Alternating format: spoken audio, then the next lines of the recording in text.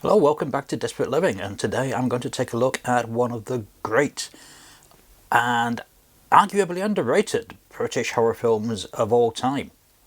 It does seem ridiculous to say that this particular film is underrated because it's certainly a movie that is highly respected, lots of people really like it, but at the same time it's one that seems to also slip under the radar a little bit. You know, it's not in those lists of all-time great movies. It's certainly not up there reputation-wise with things like, say, Texas Chainsaw Massacre, Last House on the Left, which it was made in the same year as, or Night of the Living Dead, which, interestingly enough, a reviewer at the time that this came out, Robin Wood, compared it to and figured that this was the better film. So what's happened? Well, let's take a look at the new release of Raw Meat, aka Deathline, and we'll see if we can work it out.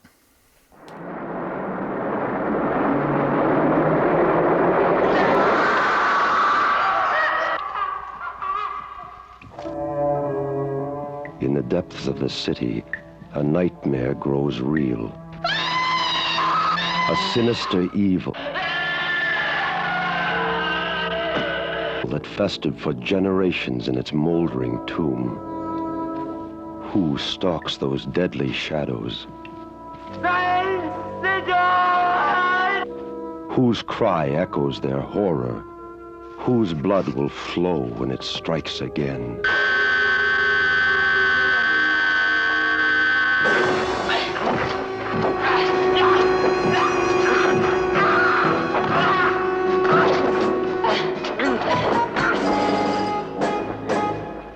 Sure he was alive when you left him? How many times? Are you absolutely certain he didn't come up after you? Yes. You mean he did? He did not. I think we were lucky. Why?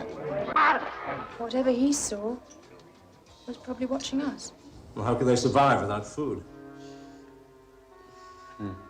Because I should imagine that as each one died, the others ate him. Is there any way out of here except up those stairs? Why, the nephew. Is there?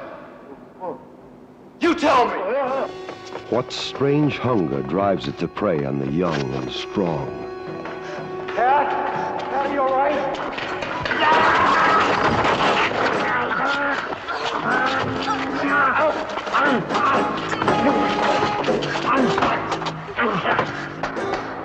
An experience in ultimate terror, so fearful that no additional scenes can be shown in this preview. So this is a new UHD edition from Blue Underground, who've issued the film before. It's also been released in the UK. By whom I can't quite remember, but I don't think there's a 4K edition of it out. It may well have been out through somebody like Network, who of course are no longer with us. But this is a much welcome new version of a classic British film. The irony of having to pick this up from an American distributor, not lost on me, has to be said. If you're unfamiliar with the film, it's a 1972 production. It's a British film, but it's got some American involvement, at least in terms of finance, one of the stars, and the director, Gary Sherman. And I think, as with many directors who work outside of their own country, Sherman brings an interestingly jaded outsider view of London and the London Underground. And I say that in terms of both the tube system and just the subterranean lifestyles that perhaps you wouldn't find with a British director. It often takes that person to look at things from the outside to see just the negative aspects. Deathline, which I will refer to the film as because that's the movie's title, and most notably, despite what it says on the box here, it's the title that appears on screen on this particular print when you watch it. Deathline is a story of the man, the victim many years ago of a terrible accident during the construction of the underground, where he and several others were abandoned to their fate after a cave-in. Now he and his wife, the woman, are the only survivors, and she's on her way out. Driven to cannibalism, no longer able to speak other than the odd word that he's picked up from listening to repetitively in the tube stations, like "mind the doors," which becomes his one bit of dialogue that he says in a variety of ways: threatening, plaintive, pathetic. It's a fantastic performance from Hugh Armstrong, who takes what could be a monstrous character and makes him into a very sympathetic figure. So 1972, when this film was made, Hammer was still going. Okay, they were about to fizzle out, but they were still producing movies quite frequently at that point, and were struggling to adapt to a new era, whereas a film like Deathline really showed the way forward. Ironically, Christopher Lee's in this film, but in a very tiny role. He apparently signed up simply because he wanted to work with Donald Pleasence, who Lee would later be very dismissive of the film. It seems to be another of those movies that he signed on for, didn't know what he was making. A regular occurrence with Christopher Lee, as it seems. He made plenty of films where he apparently didn't have any idea what sort of film he was making, and then would complain vociferously about it, without ever seeming to realise that the fault was in his own willingness to just take the money and run. But Lee does give the film another big name alongside Pleasence to sell it. His presence probably didn't help the movie critically at the time. Certainly a lot of people thought this film was excessively violent, much as Lee did himself. Tasteless, offensive, the kind of films that Britain shouldn't be making. Even though the movie now has a lot of critical acclaim, there's still that little hangover of resentment towards this and to other films like it. I can look at, say, the Pete Walker movies that were around the same time or just after this movie, the Norman Warren films, a few of the other British gritty horror films of the time, and there was always a sense of distaste. This isn't what Britain should be doing. We should be making the respectful Gothics. We shouldn't be making these grubby, modern meat movies, as the term was before splatter movie became popular. Maybe that's why this film just hasn't quite had the acclaim that it deserves. And as I said, it's a film that does get a lot of praise. You won't generally read bad reviews of this, but at the same time, it's not given the kind of attention that is heaped on other films of the era. It's not seen as being as important of those movies for whatever reason. I think it's not helped by the fact that it's retitled Raw Meat in America. This was an AIP release initially in the US. I guess Deathline didn't really have the sense of meaning, or double meaning, that you would have in the UK in a film set on the London Underground. Raw Meat, it's not inaccurate as a title, but it makes it feel like a film that it's not, and it was kind of marketed as being more some kind of zombie horror than anything. If there's a criticism of this new edition, it is the fact that it still uses the Raw Meat title. Now I understand that obviously that's the title that the film was released in the US initially, but that was a long time ago. We're talking like 1973, 74 era. I don't think that you really need to hang on to that for audience recognition any longer. I think anybody who's interested in this film will know it as Deathline. It's a bit like a UK distributor putting out Dawn of the Dead and still calling it Zombies.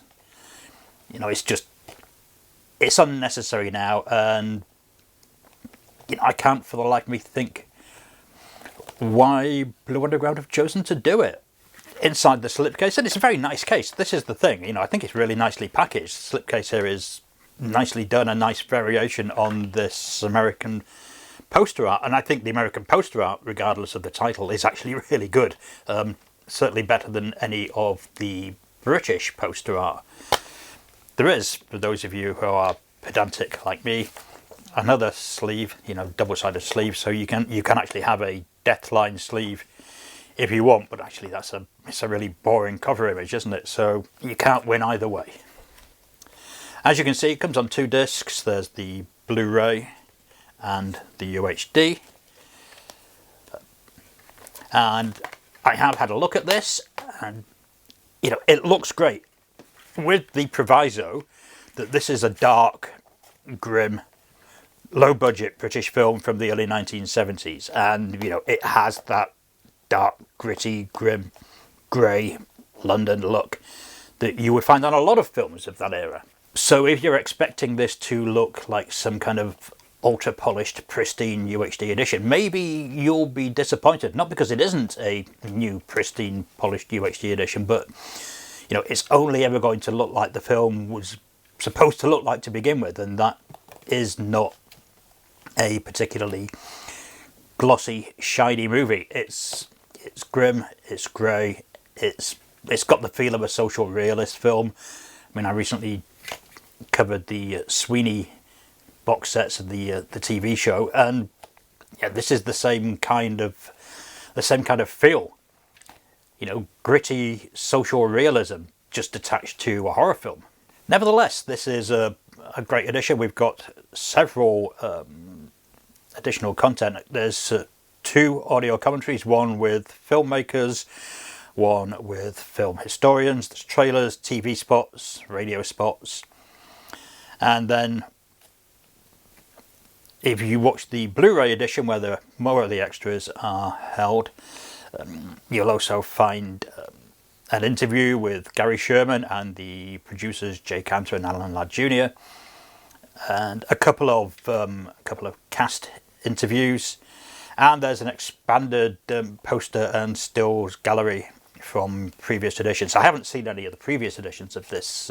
I don't think I've actually owned a copy of this since the VHS days, funnily enough. And obviously this is a new 4K transfer taken from the original negative. It's also got a new sound remix, Dolby Atmos audio mix, which would be interesting, I suppose. I've yet to really find a benefit for Dolby Atmos, but then I don't really have the setup for that. If you haven't seen the film, then absolutely you should buy this, because it is one of the classic British films of the 1970s of all time. You know, the 70s, I think, was the peak era for British horror cinema, and this was one of the jewels in the crown. Anything that helps the movie find a more appreciative modern audience, I think, is a good thing. And if we have to put up with it being called raw meat, then, you know, worse things have happened. Anyway, so that's Deathline / Raw Meat. Plenty more where this came from coming very soon. We have a growing pile of discs to take a look at. So, thanks for watching, and I'll see you again soon.